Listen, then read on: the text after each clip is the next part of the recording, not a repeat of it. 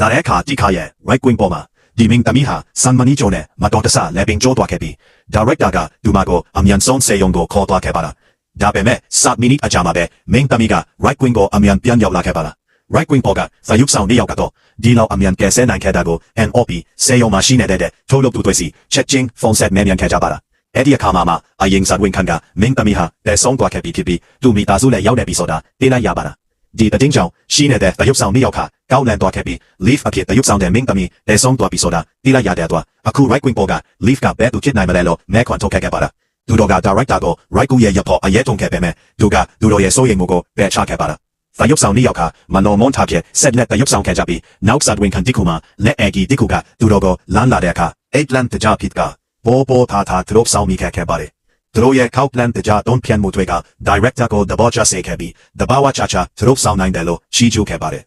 သူတို့ဆောင်2ယောက်ကဂျောနေတဲ့တခါကနေ track ပြေးသွားခဲ့ပါတယ်သူတို့စီကိုဖြန်းဝဲလာတဲ့တရဲရဲ့ cow mac flaming wing ကြောင့် right ကိုရဲ့အဖွဲ့သားအလုံး tape plan တကြဖြစ်ခဲ့ပါတယ်တရဲခါကိုရင် subscribe လုပ်သွားပါ